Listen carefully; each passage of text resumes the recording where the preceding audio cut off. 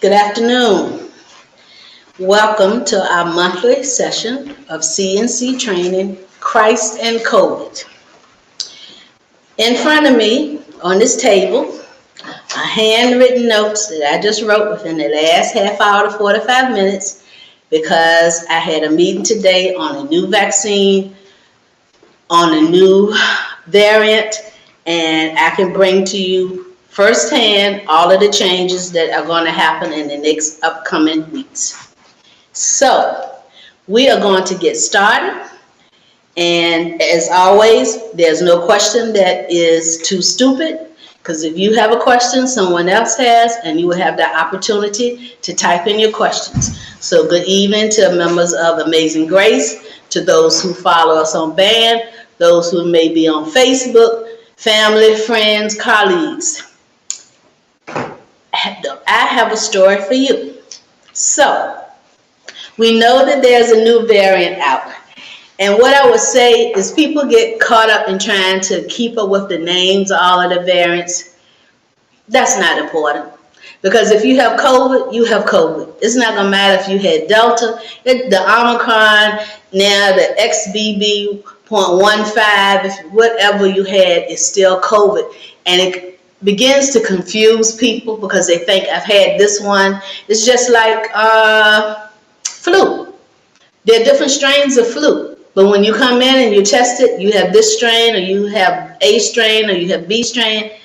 Basically, it's the same type of symptoms. It may vary a little bit. It's the same medicine, same thing that's prescribed. If you have strep, you can have group B strep that pregnant women can have that can cause serious complications for their newborn, but you also can have strep throat. So focus on what you have. Focus, from my perspective, what you can do to not catch it. But if you do, what can you do to minimize the severity and the symptoms?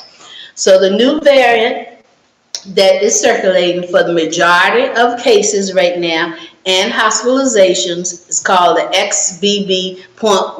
I don't know how they come up with the names and numbers. To me, just to make it simpler, or if we could have just said COVID virus number 1, 2, 3, 4, 5, that would have been fine with me.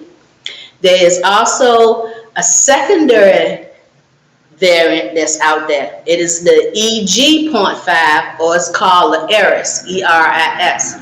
That one has not gotten as much media coverage, but it is here in the United States.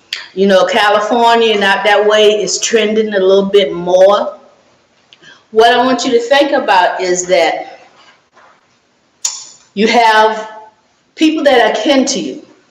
You have people that's your nuclear family, your immediate family we identify, but then you also have an extension, and you have cousins and second cousins and third cousins and etc. Same bloodline, may not be as much of a bloodline once you get through so many levels of that generation, but you still can. The XBB.15 variant is the majority of the cases. That is the variant. But the EROS, or the EG.5, is in the family. It's a cousin of that one. So they're still kin.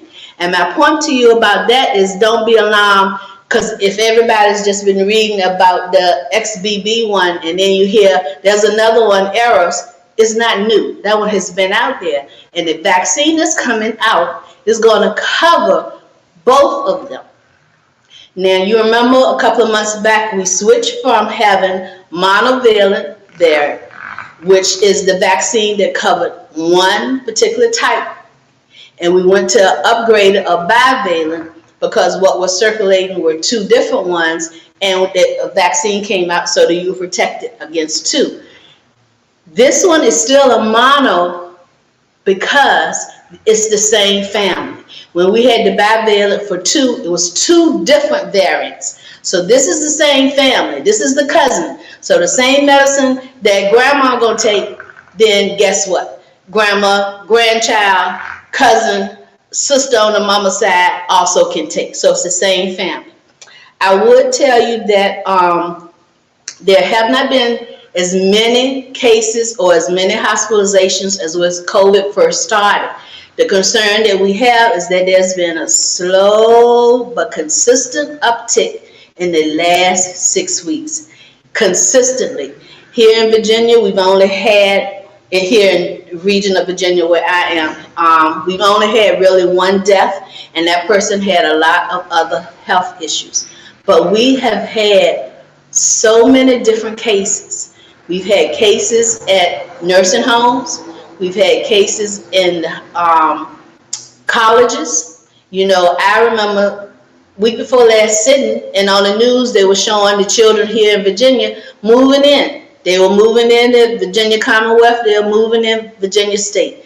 3 days later, our phone at the health department was blowing up because they had a COVID outbreak on the campus of Virginia State College.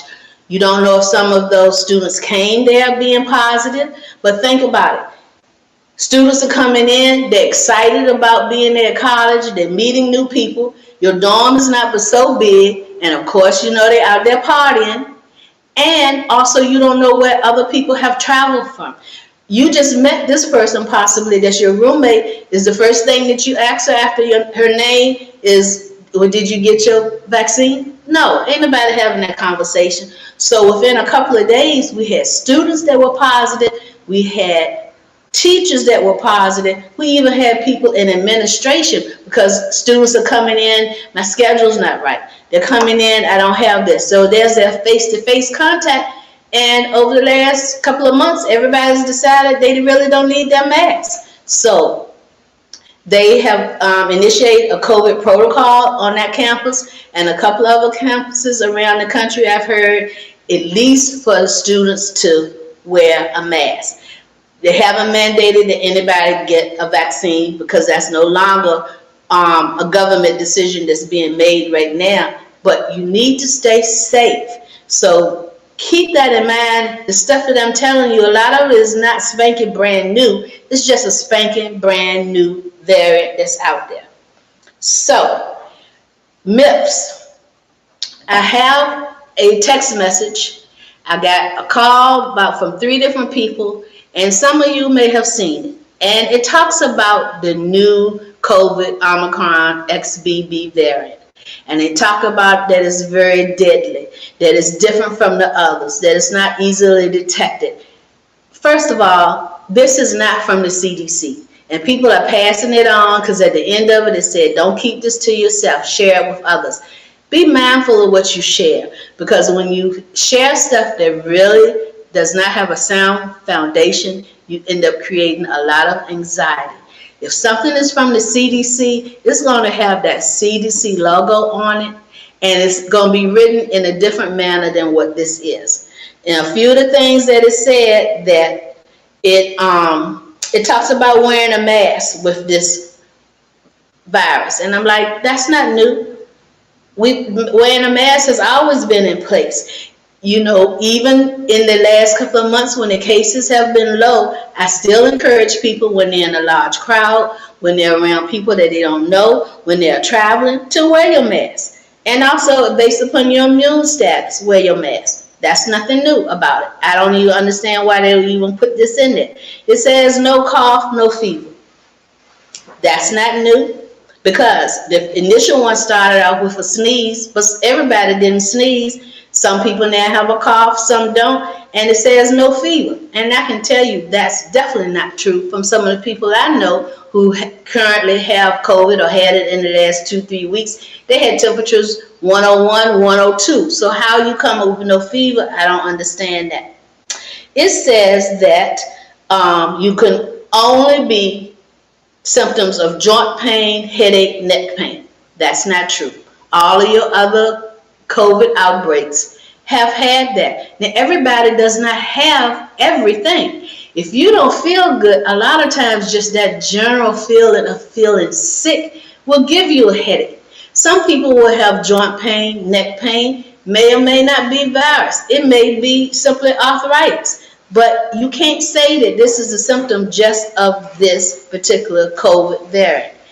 Number 7, I love because it says it's going to be pneumonia.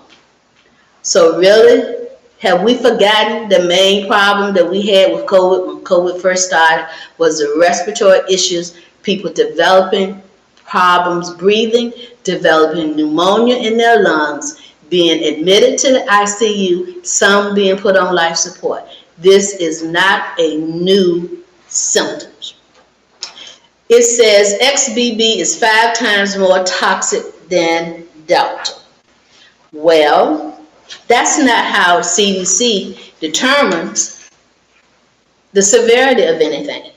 When you look at the severity of the symptoms, the side effects, and the death rate, that determines the hierarchy of how they want to rate the different variants. Nobody steps in and says, this is 5 times more than that, this one is 2 times, and know that this takes over a period of time.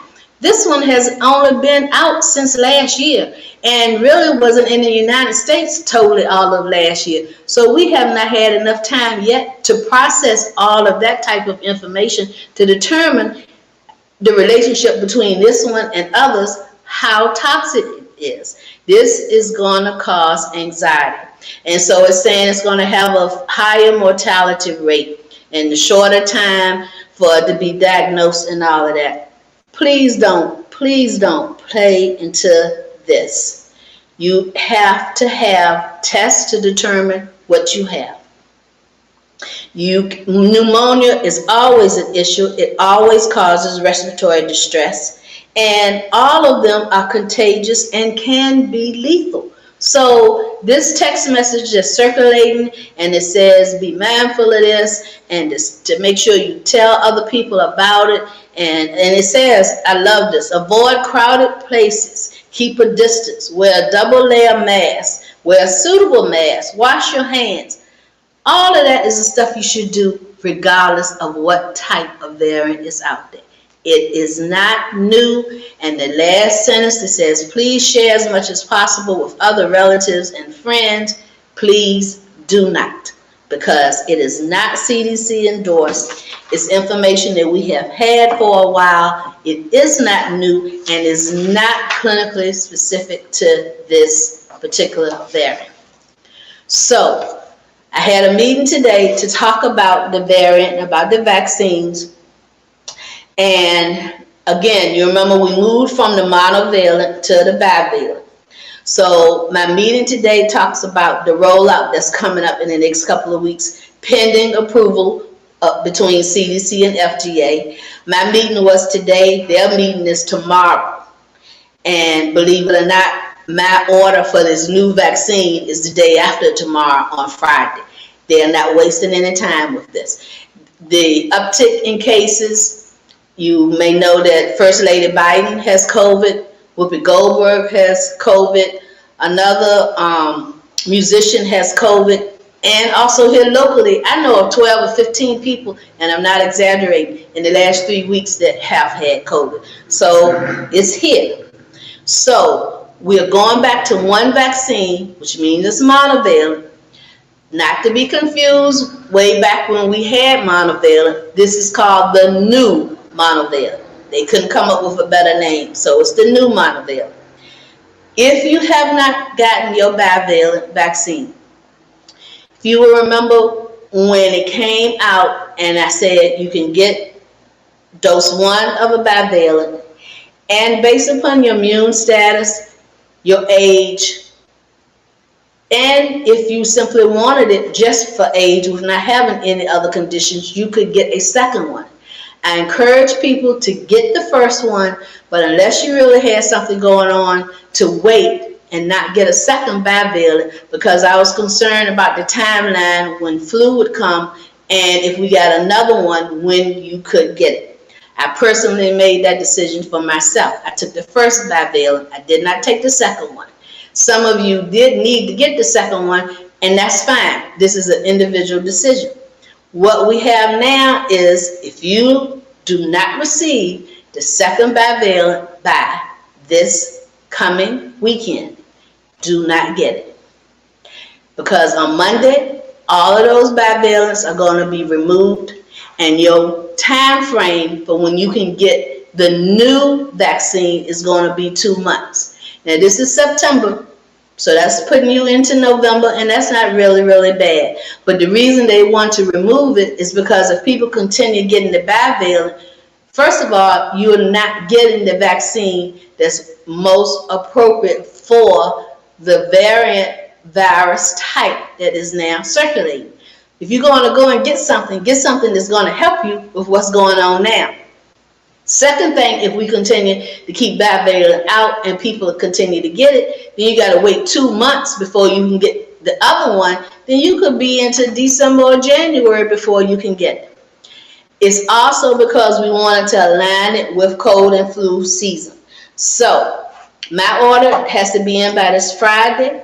Next week, once I get an order from CDC, I will be removing it. And when I say I will be doing it, also that means that all health departments in the United States, this is not a Virginia thing, in the United States, pending that approval by CDC, and also your local pharmacies, your Walgreens, your Rite Aid, your CVS. So it means when you go in there to get a vaccine, the new monovalent is going to be the only one that's going to be available.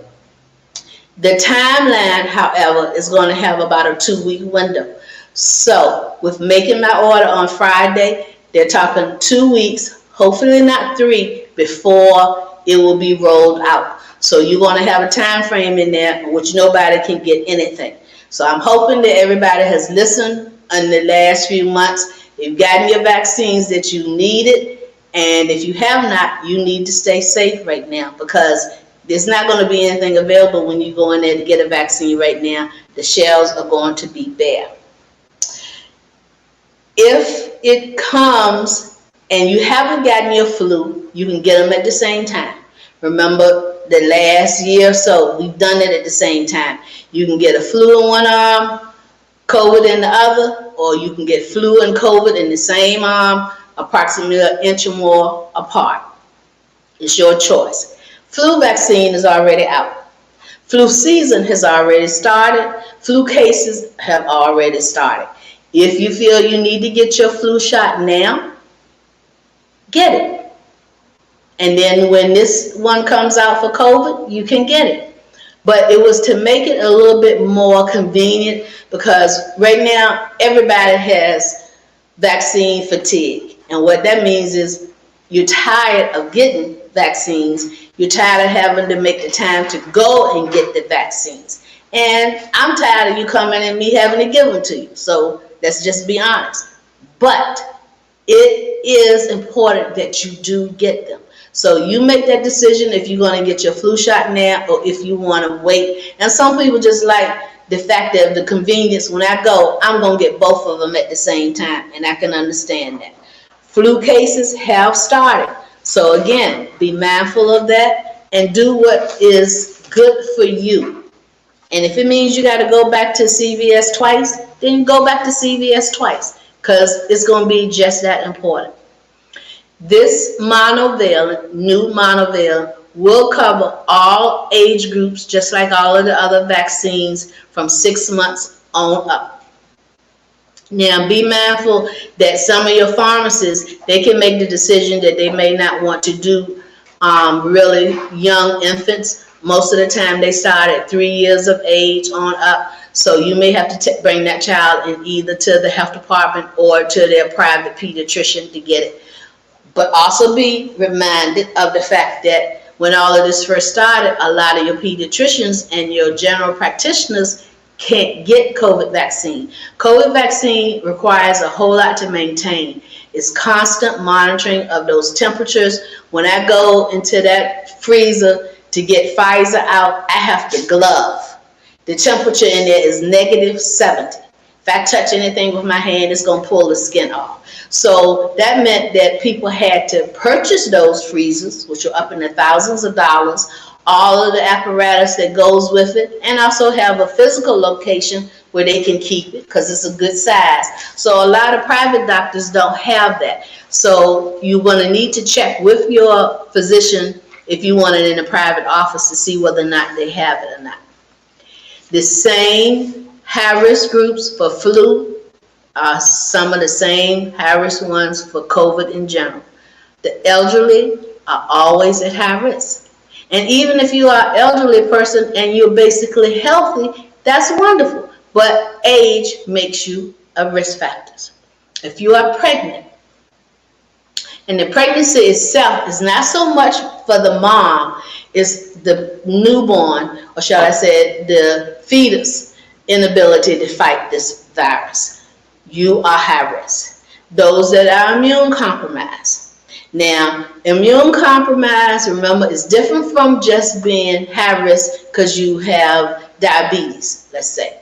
Immune compromise means if you are taking meds that lower your ability to fight off disease, if you have had an organ transplant, if you're HIV positive, that's immune compromise. All of us could have a risk factor. And the goal is to get as many people vaccinated as possible, but you always have a hierarchy of who should come first. And it's not to be unfair to someone else. It's not necessarily by your social background and how much your paycheck is. It's by these factors that, yeah, that pregnant mom needs to be at the front of the list in front of, say, that 40-year-old male who's just doing just fine. Your general practitioners, again, because they want to take such good care of you, whatever it is that you have, they're going to consider you high risk and will tell you to go and get that vaccine. I had an appointment today for a mom who brought her child in to get her second bivalent. And when I questioned it, she said, oh, she has immune issues. And I said, okay. And they were registering her, and I said, tell me more about your immune status. The little girl has asthma. Asthma is not an immune compromising health condition. Asthma is a respiratory issue. I'm sorry that she has it. She needs to always have her inhaler and know her triggers and all of that. It does not predispose her to COVID. So when I questioned that with mom, her response to me was her doctor wants her to have it because he says she has asthma. That means she can catch COVID. No, ma'am, it does not mean that any more so than anyone else can.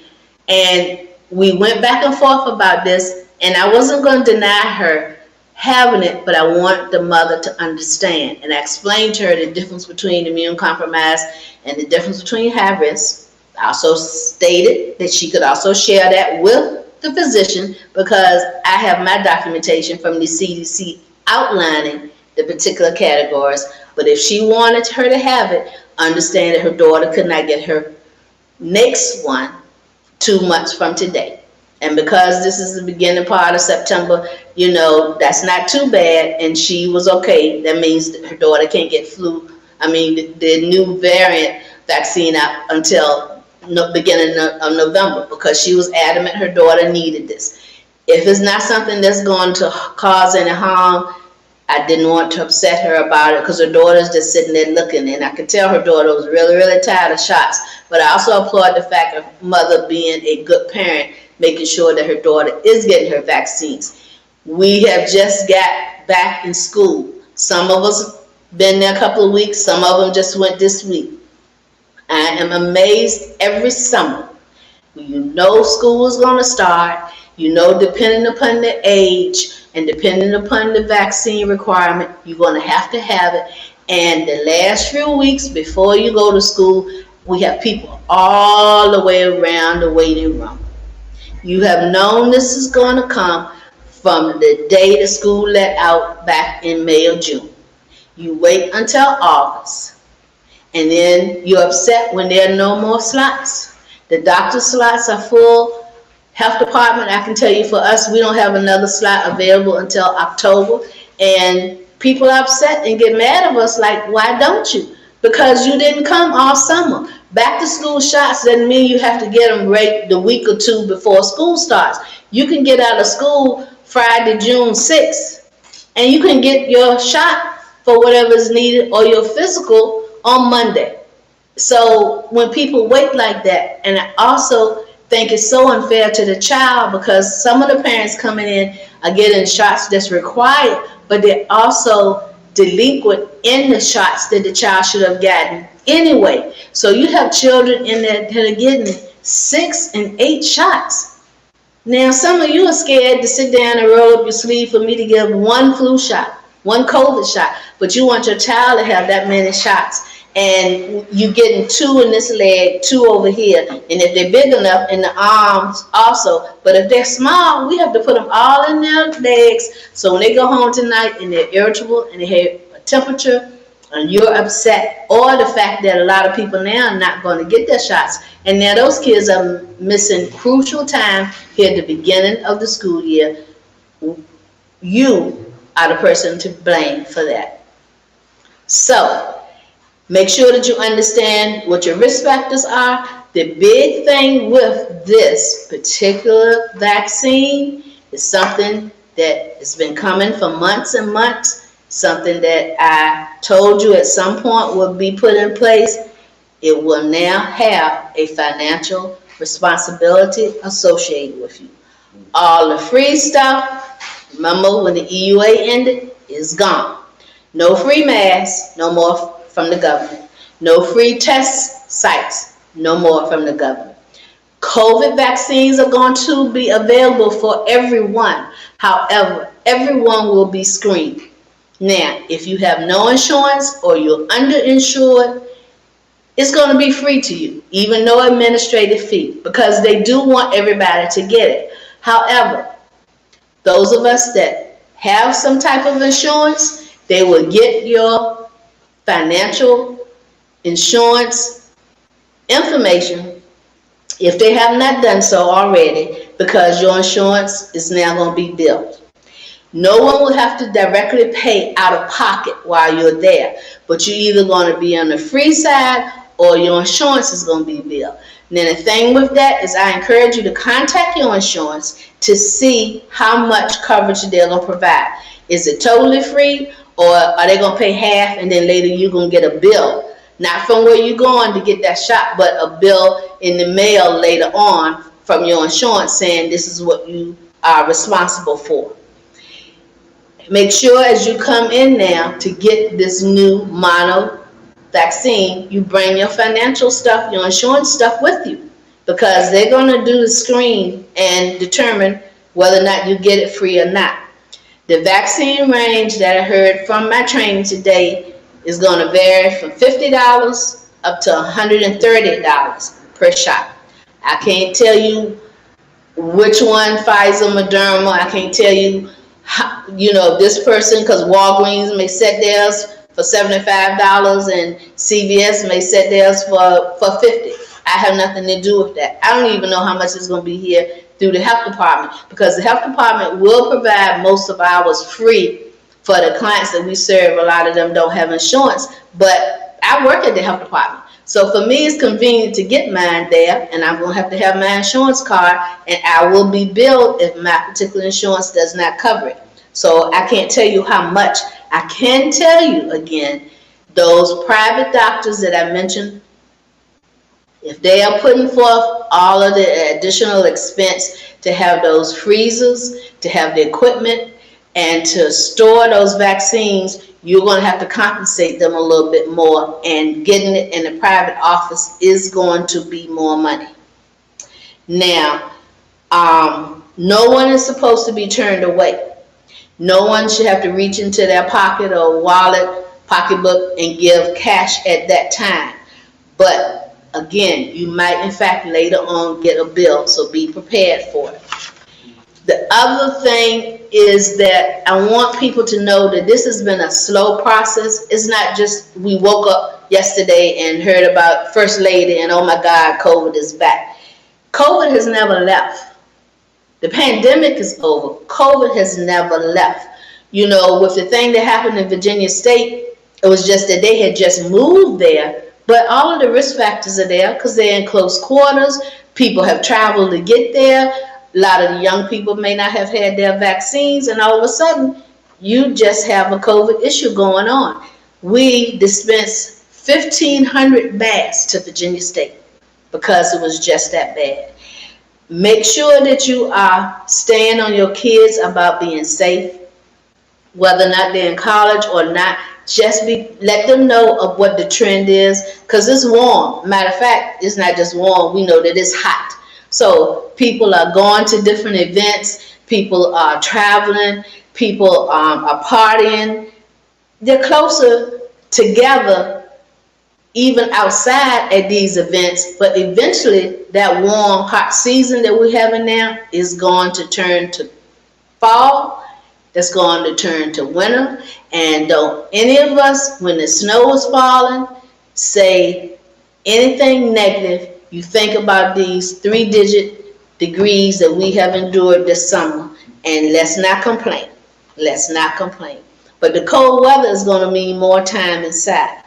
So it's nothing that's any different. It's just the fact that it's a different variant.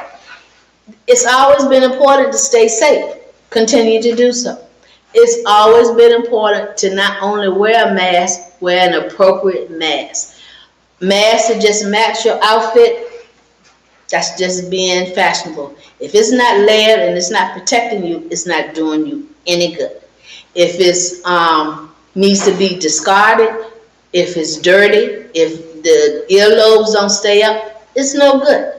If you can socially distance, still try to do so. But if your circle of family and friends that you know, you've been vaccinated, you know everybody's practicing good hand hygiene and all of that, yeah, take your mask down, because it can become irritating after a while. But you're going to see what's on sale down at your local Walmart, I suggest you put your mask on. I really, really do. Hand hygiene, priority should be your soap and water. It's not new, but we have hand sanitizer. Look at the dates on your hand sanitizer. Check them to make sure that they're appropriate. If they're not clear, it's no good. If it's yellow, if it's a solid, it's not even a liquid in it, it's not doing you any good.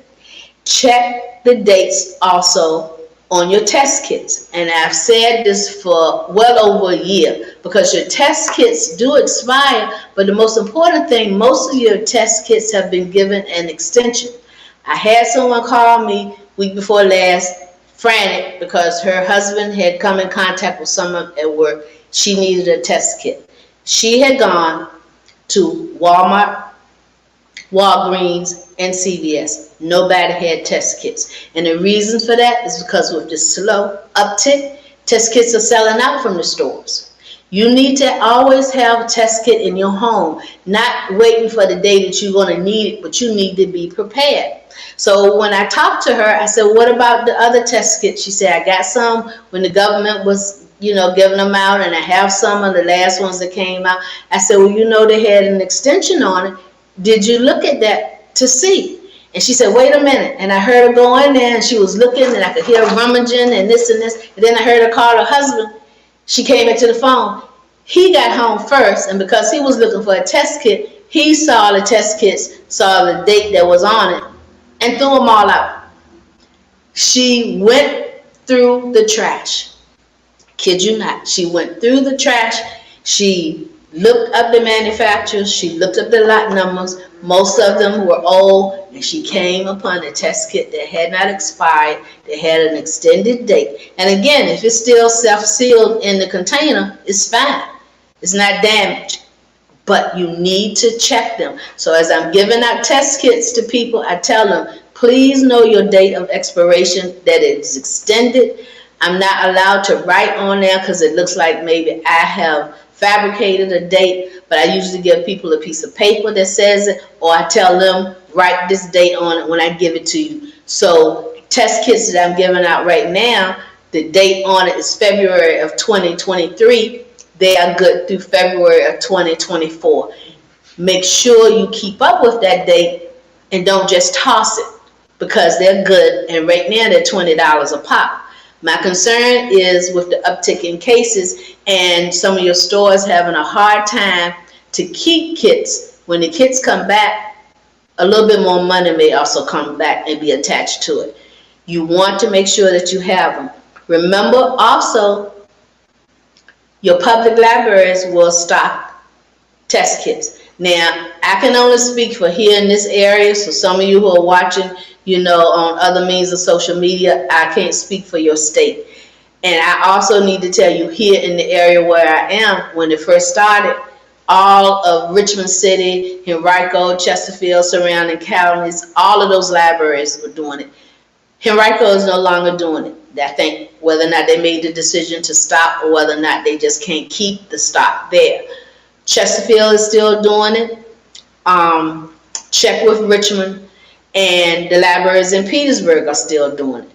I would also say check to some of your smaller counties that have libraries, because they won't have the influx of people you requesting them as a big main library.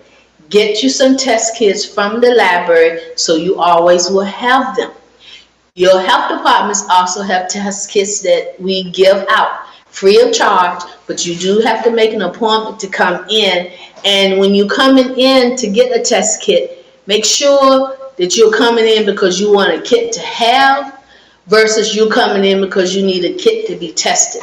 Because if you need a kit to be tested, please don't come into the building.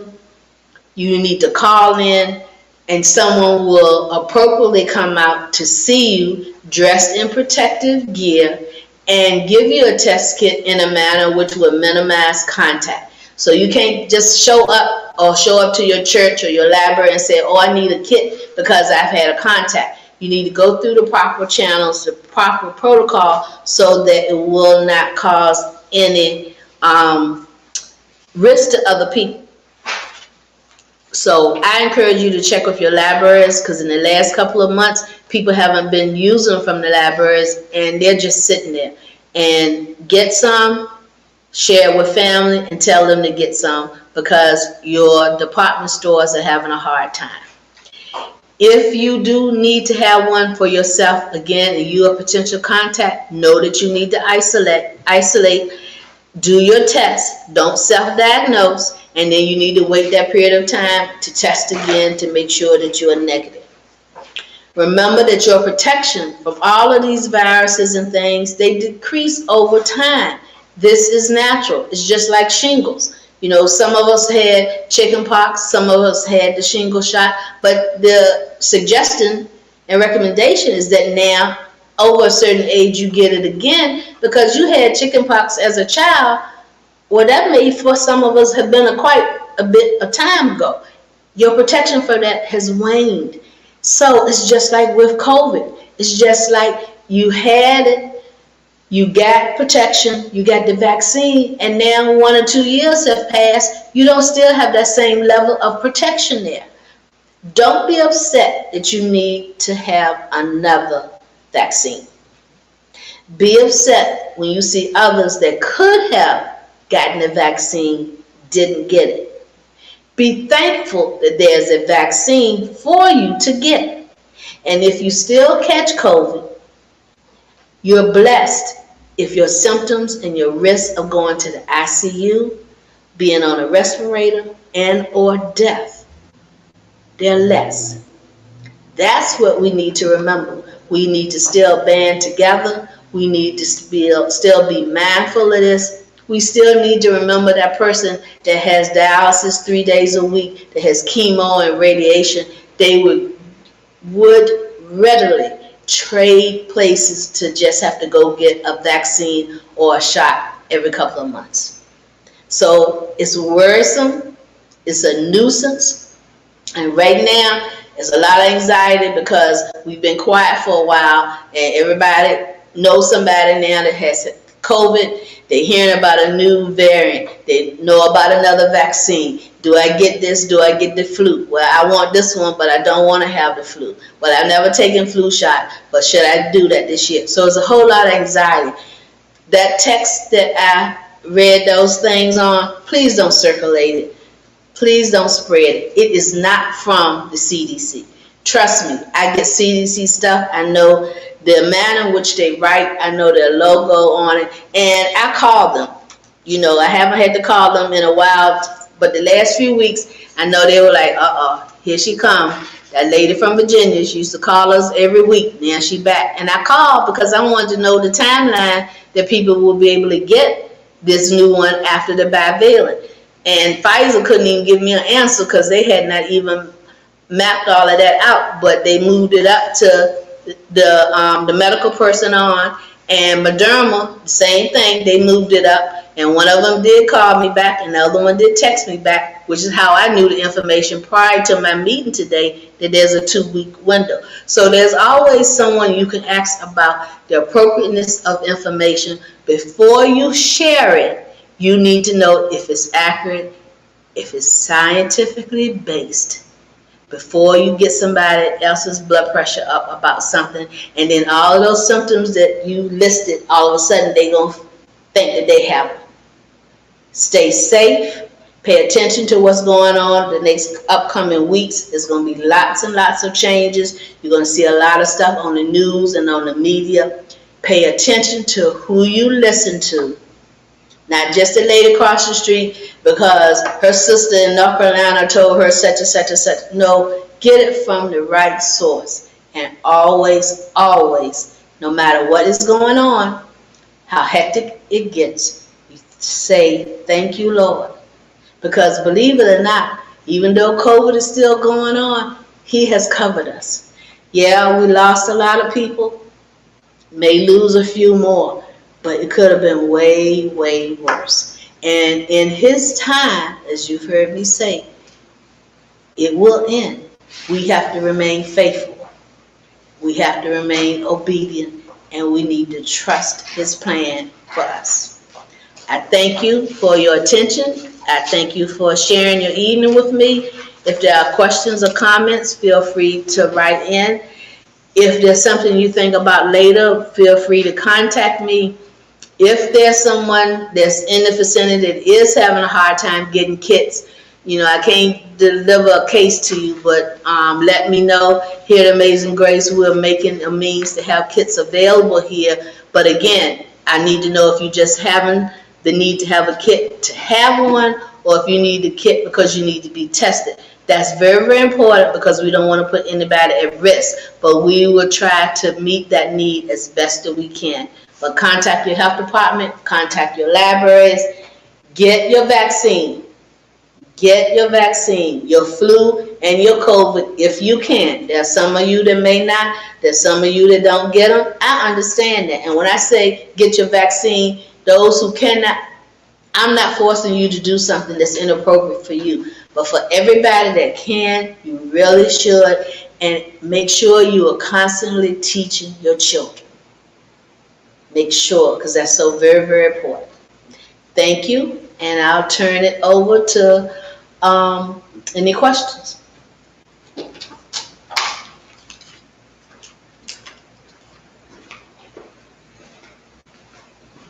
On the band, we have Sister Gloria, and she said, thank you, good evening. Thank you for the great information. Sister Irene, she says, good evening as well as Sister Marshall. Thank you so much for the update and the information. Okay. Thank you for your time. Okay.